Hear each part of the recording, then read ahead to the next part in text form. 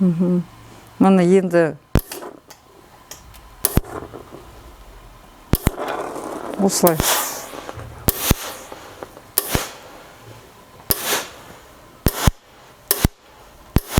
Осылай үстінен ақырын басып,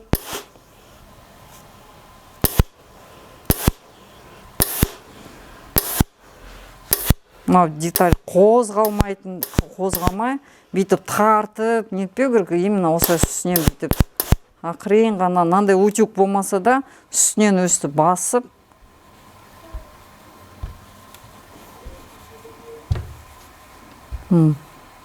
домаланып тұрды ғой жаңа шет-шеттері. Осының бәрі басылады осылай. Все.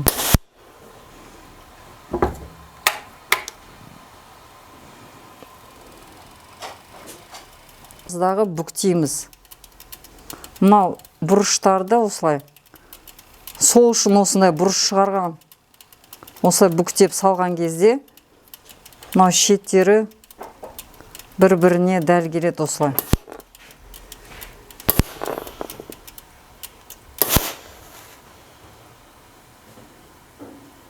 Мұны осылай фиксировать ету керек мынау сыртын.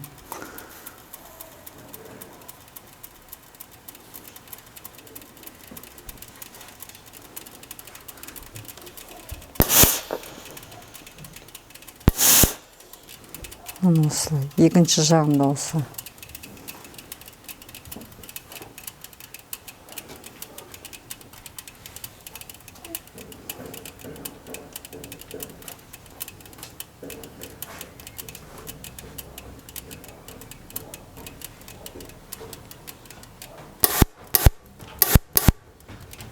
Осылай болады. Осындай сырты болады.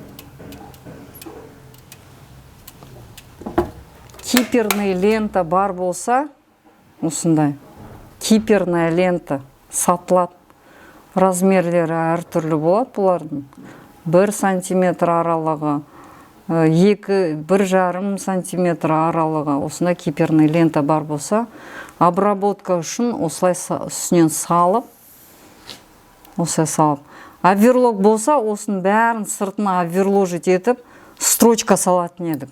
Оверлок жоқ болғандықтан, осындай киперный лентаны алып, осылай үстінен саламыз. Жоқ болса, киперный лента, жай ғана осылай үстінен строчка жасаймыз. Мысалы, мен пятеркамен көрсете салайын, соң нете саламыз. Киперный лента болғаны дұрыс, неге дейсіз ба, қолдарыңызды салып, алып, қалтаға қайта-қайта многоразовый пользование болғаннан кейін, бұл жер тез тозады. Көпке дейін тозбау үшін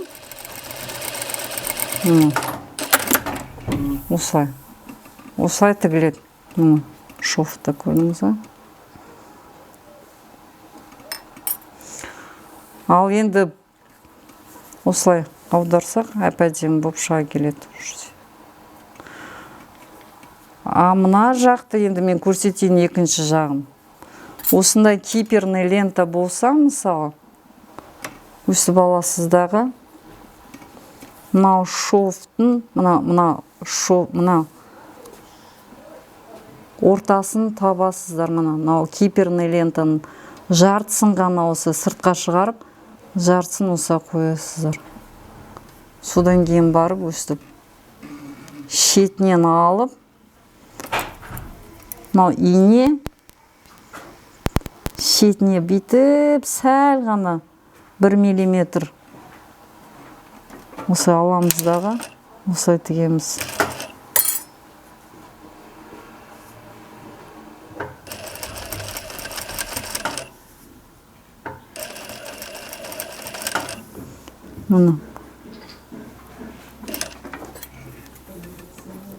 Мені тіктім ғой осы жерді.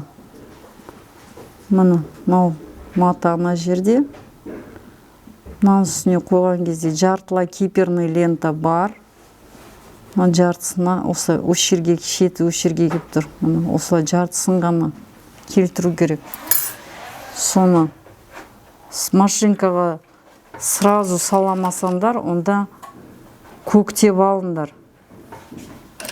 Бірінші көктеп аламыз, содан кейін барып машинкаға саламыз. Мен өзім тігу білгендіктен машинкаға сразу салып жатырмын. Сіздер өздеріңіз көктеп алыңыздар. Алып, осылай.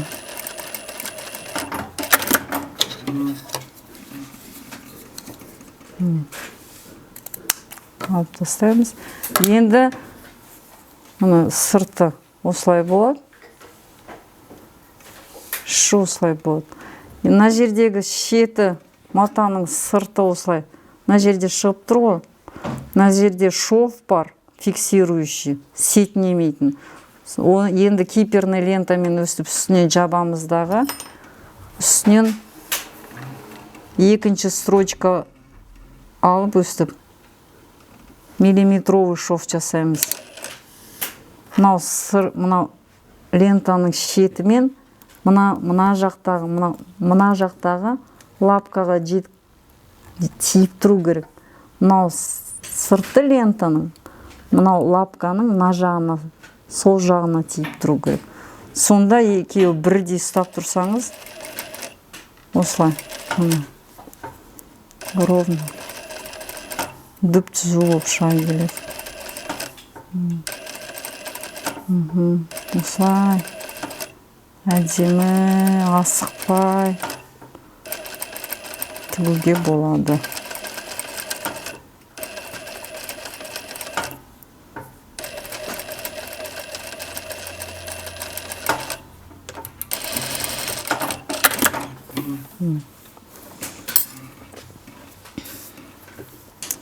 Осындай вот шов болады.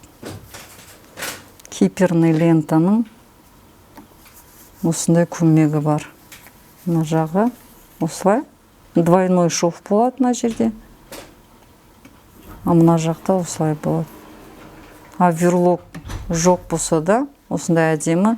Сонда қолымызды қайта-қайта салып, алып, осылай қозғаған сайын, мына жерде көпке дейін қалтаның ішкі жағы тозбайды. Сондықтан киперный лента болған дұрыс осындай жерге.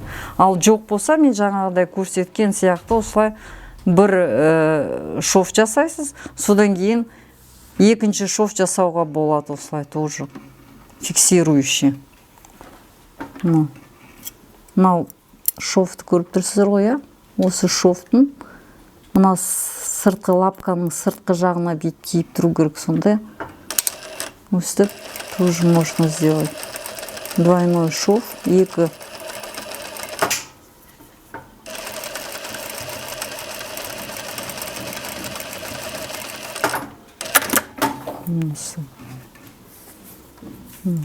мына жағында двойной шов, екі қатар осылай тігілген ішкі жағы. Бірақ та бұған қарағанда ошақ сапалы да болады, көпке дейін тозбайды. Сондықтан осындай лентаны сатып алған дұрыс. Киперная лента.